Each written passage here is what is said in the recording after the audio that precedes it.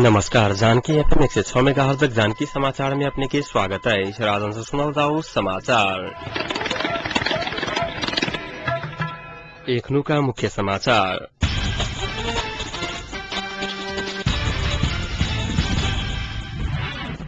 तराई के विकासक लेल रेलवे संबंधी अध्यादेश पारित करऽ पड़त। तराई मधेश लोकतांत्रिक पार्टी के उपाध्यक्ष लाल के कहब, आपत्तिजनक वीडियो सार्वजनिक करऽ वाला व्यक्ति के धनुषा पुलिस एखन धरि नियंत्रण में लेबऽ नहीं सकल। मानव बेच बिखन विरुद्ध सरकार प्रतिबद्ध भऽ लागत। प्रधानमंत्री भट्टाचार्य कहब, नया सहमति नहीं कयल जा सकैया। अर्थमंत्री पूर्ण के तर्क। सत्ता पक्ष एखनो हिंसात्मक मानसिकता त्याग कर नहीं सकल। एमाले वरिष्ठ नेता नेपालक आरोप। सर्वदलीय बैसार बिना निष्कर्ष संपन्न। आ नाव दुर्घटना में पड़ि हांगकांग में 36 के जान गेल, 100 से अधिक घायल। तराई मधेश लोकतांत्रिक पार्टी के केंद्रीय उपाध्यक्ष विखेश चंद्र लाल तराई के विकासक लेल नेपाल रेलवे संबंधी अध्यादेश पारित करऽ पड़त बतौने छलखिन। मोहतरी जिलाक सदरमुकाम जलेश्वर में पत्रकार सब संग बातचीत करैत उपाध्यक्ष लाल विकासक लेल सब दलक साझा एजेंडा बनाबऽ पड़त बतबैत विकास संबंधी अध्यादेश पारित करऽ पड़त समेत आग्रह कयने छलखिन। राजनीतिक अध्यादेश सब दल सभक सब दलक सहमति नहीं होबऽ धरि लाबऽ के नहीं मिललाक कारणे विकास के लेल लाओल जाय वाला अध्यादेश सब राष्ट्रपति लाइब देला पर नीक हैत आ देश विकास तरफ अग्रसर हैत हुनक कहब छलनि। विकासक लेल अध्यादेश नहीं रोकि कऽ आगाड़ी बढ़ाओल गेल तऽ तराई के विकास हैत उपाध्यक्ष लाल के दावी छलनि। तराईक आर्थिक व्यापारिक आ समग्र विकासक लेल रेलवे ब्रॉडगेज के निर्माण जरूरी रहल हुनक तर्क छलनि। नेपाल सरकार जोगबनी, विराटनगर, जयनगर, जनकपुर होइत बर्दिवास आ वीरगंज रेलवे के लेल तैयारी शुरू कयने छल, मुदा कानूनी अड़चन के कारणे काम शुरू होबऽ नहीं सकलाक कारणे अध्यादेश लानाइ जरूरी रहल उपाध्यक्ष लाल के कथन छलनि। ओ धनुषा आ मोहतरी सहितक तराई के विकासक लेल हुलाकी राजमार्ग समेत प्राथमिकता में रहल बतौने छलखिन। जलेश्वर में अपन कार्यकर्ता सबक लेल आयोजन कयल गेल प्रशिक्षण कार्यक्रम में समेत प्रशिक्षण देने छलखिन।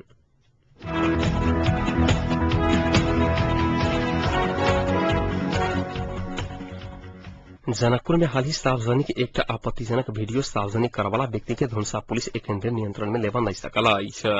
एक सामाजिक अनुशासन के तोड़ैत इंटरनेट के माध्यम से वीडियो सार्वजनिक करवाला व्यक्ति आ वीडियो खिंचाव वाला व्यक्ति एखन धरि पुलिस के नियंत्रण में नहीं आबऽ सकल। धनुषा पुलिसक कार्यक्षमता पर प्रश्न चिन्ह खड़ा कऽ देने अछि।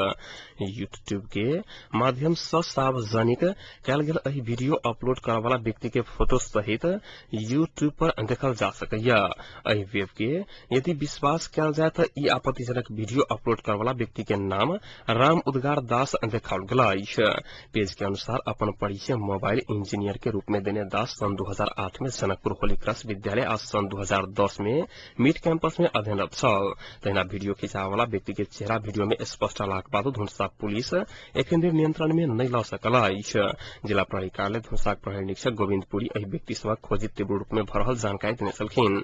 एम्हर जनकपुरक सरकारी वकील परमेश्वर पराजुली के अनुसार आपत्तिजनक वीडियो सार्वजनिक करब सार्वजनिक अपराध रहल कहैत सार्वजनिक आ साइबर अपराध दुनू आधार पर मुद्दा चलाओल जा सकैया बतौने छलखिन। वीडियो सार्वजनिक भऽ चुकलाक कारणे आब उजरी के सेहो आवश्यकता नहीं रहल हुनक कहब छलनि। पराजुली के अनुसार साइबर अपराध अंतर्गत दोषी प्रमाणित भेला पर 2 वर्ष धरि जेल सजाय आ 50 से 60 हजार धरि नगद जुर्माना भऽ सकैया।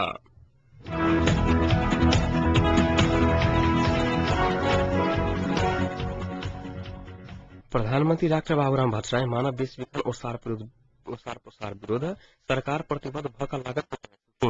मानव बेच बिखन विरुद्धक वर्ष घोषणा करऽ के मांग करैत आइ राजधानी में कयल गेल कार्यक्रम में प्रधानमंत्री भट्टराय आगामी वर्ष के वर्ष घोषणा करऽ सरकार आवश्यक प्रक्रिया आगाड़ी बढ़ात। एहि में सरकार सकारात्मक रहल प्रतिबद्धता जनौने छल। ओ गरीब आ बेरोजगारी के कारणे मानव बेच बिखन बढ़ रहल देश के आर्थिक वृद्धि बढ़ाबऽ वाला कार्यक्रम में समेत सरकार लायक पड़ल बतौने छलखिन। कार्यक्रम में महिला बाल बालिका तथा समाज कल्याण मंत्री बद्री प्रसाद नेौपा ने मानव बेच बिखन विरुद्धक अभियान में सरकार गैर सरकारी निकाय सब संग मिलकर काज करऽ तैयार रहल बतौने छलखिन।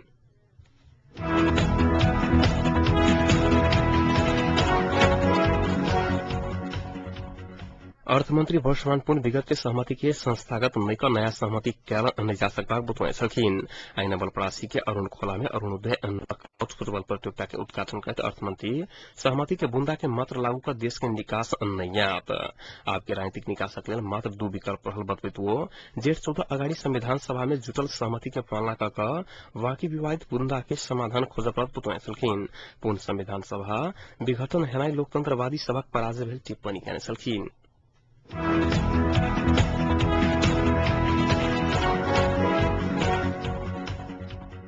नेकपा एमाले के नेता माधव कुमार नेपाल सत्ता पक्ष एखनो हिंसात्मक मानसिकता त्याग कर नै सकल आरोप लगौने छलखिन।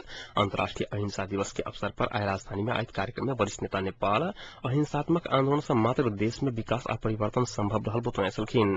कहिना क नेपाली कांग्रेसक वरिष्ठ नेता शेरबहादुर देउवा हिंसात्मक आन्दोलन से कोनो भी परिणाम निकल नै सकला कारणे सब राजनीतिक दल सब सहमति आ समझदारी आ समस्या के समाधान खोज पड़त बतौने छलखिन।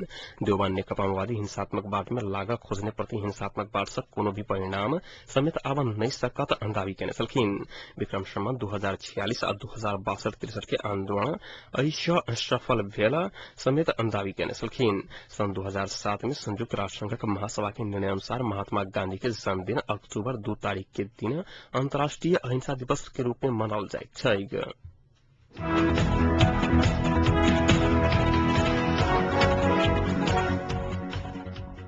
राजनीतिक गतिरोध अन्त्य प्रयास स्वरूप आई बैसल सर्वदलीय बैसार बिना निष्कर्ष सम्पन्न भेल अछि।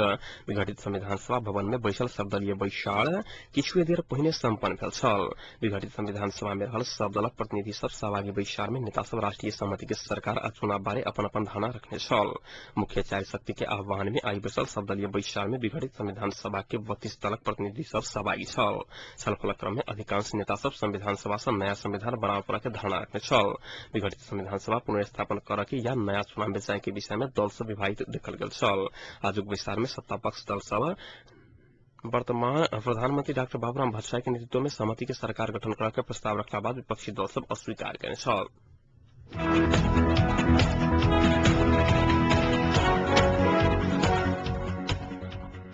पोखरा में अंतर्राष्ट्रीय विमानस्थल बनावा पर के मांग करते आंदोलनरत अंकास्की वासी सब आई सिंह दरबार में धारणा देने आई।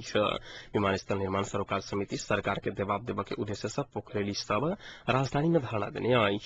वो सब बब्बर माल में रहल नागरिक उड्डयन प्राधिकरण समेत घेराव केने छल। धारणा तथा घेराव के लिए 500 से बेसी सवारी साधन में पोखरा वासी सब आई काठमांडू पहुंचल छल।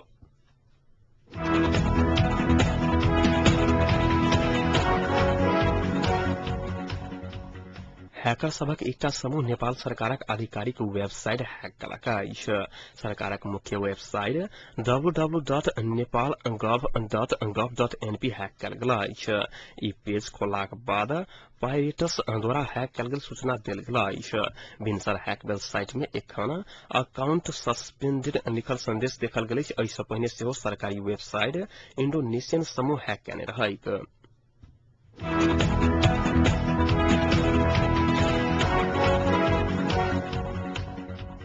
सरकार अत्यावश्यक सामग्री के निर्धारित अधिकतम मूल्य कार्यान्वयन नहीं करवाला व्यापारी तथा व्यवसायी ऊपर कार्रवाई करे के तैयारी कलक अछि। सरकार निर्धारण करने अधिकतम मूल्य सूची देशक विभिन्न स्थान में कार्यान्वयन नहीं भरल शिकायत अलाक बाद वाणिज्य तथा आपूर्ति मंत्रालय कार्रवाई के तैयारी करने अछि। अधिकतम मूल्य सूची निर्धारण कला पर 3 सप्ताह बगलाक बाद व्यवसायी सब मनप्रति ढंग से दैनिक उपभोग्य वस्तु बिक्री वितरण कर रहल शिकायत अलाक बाद कार्रवाई प्रक्रिया आगू बढ़ावा के तैयारी कयल गेल मंत्रालय के सचिव लीलामणि जोशी जानकारी देने छलखिन। सरकारक घोषणा के कार्यान्वयन नहीं करनिहार ऊपर कालाबाजारी ऐन अंतर्गत कार्रवाई हेतु सचिव जोशी के कहब छलनि।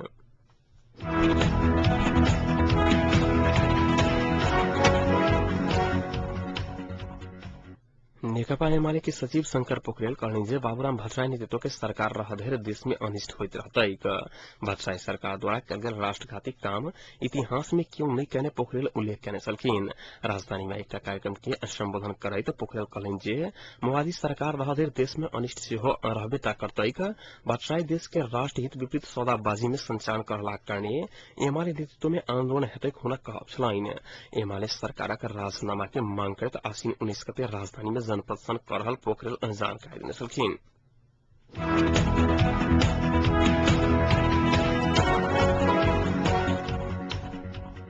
भ्रष्टाचार रोकथाम आ नियंत्रण के लिए भ्रष्टाचार विरुद्ध राष्ट्रीय अभियान नेपाल आइसा राजधानी में रिले अनशन शुरू कयलक अछि।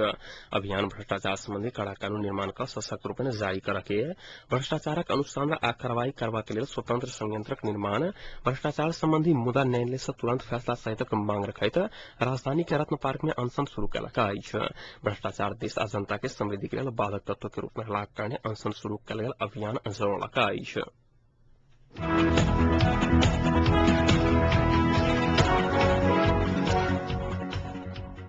महतरी जिलाक सुदूर पश्चिम वर्ती खैरवनी गांव विकास समिति वार्ड नंबर 7 आ 8 में फैलल डायरिया नियंत्रण में आबि चुकल जिला जन स्वास्थ्य कार्यालय महतरी जनौलका अछि। आसिन 11 गते बृहस्पति दिन से फैलल डायरिया के कारण वही गामक दूटा बाल बालिका के मृत्यु भ चुकल छल। मृत्यु होबला सब में एके परिवार के दीदी भाई रहल बुस्वा में अछि। खैरवनी वार्ड नंबर 7 रहनिहार उपेंद्र ठाकुर हजामक 2 वर्षक पुत्र मनीष ठाकुर आ 4 वर्षीय पुत्री लक्ष्मीनिया ठाकुर के मृत्यु भ चुकल अछि। डायरिया के कारण खैरवनी गामक वार्ड नंबर 7 आ 8 के 30 गोटे डायरिया से ग्रस्त रहल छल, जाहि में से 6 गोटे के अवस्था गंभीर रहलाक कारण ओकरा सबके उपचारक लेल शमसी स्वास्थ्य चौकी में राखल गेल छल। खबर पौने लगले जिला सह अंटोली पथाक स्थिति के नियंत्रण में लेल गेल स्वास्थ्य कार्यालय के निमित्त प्रमुख वीरेंद्र कुमार तिवारी जानकारी देने छलखिन। वो खबर पौने लगले स्वास्थ्य कर्मी के टोली पथा के स्थिति के नियंत्रण में लेने आएखन घर सब में उपचार सब भरल बतौने छलखिन।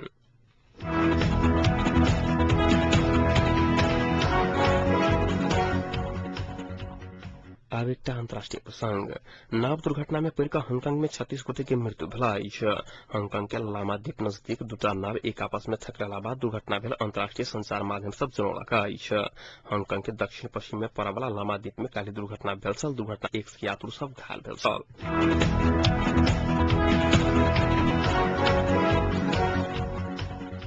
अब तापक्रम एखन झरक तापक्रम 31 डिग्री सेल्सियस रहल अछि।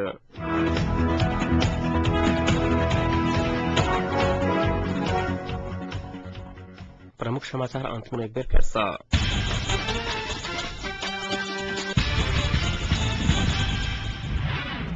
तराई के विकासक लेल रेलवे संबंधी अध्यादेश पारित करब पड़त। तराई मध्य क्रांति पार्टी के उपाध्यक्ष लाल के कहब आपत्तिजनक वीडियो सार्वजनिक करने वाला व्यक्ति के धनुषा पुलिस एक नियंत्रण में लेवा नहीं सकल। मानव विस्फीकरण विरुद्ध सरकार प्रतिबद्ध भऽ लागत। प्रधानमंत्री भट्टाचार्य कहब नया सहमति नहीं कयल जा सकबाक अर्थमंत्री पुन के तर्क। सत्ता पक्ष एखनो हिंसात्मक मानसिकता त्याग कर नहीं सकल। एमाले वरिष्ठ नेता नेपालक आरोप। सर्वदलीय विचार बिना निष्कल संपन्न। नाव दुर्घटना पर हांगकांग में 36 की मृत्यु, 100 से अधिक घायल। अहिक संग एखनुका जानकी समाचार एतै सम्पन्न होइत अछि। पुनः 9:55 में जानकी समाचारक संग उपस्थित रहबेटा करब। ताधरि लेल सुनते जानकी एफएम 106 मेगाहर्ट्ज। नमस्कार।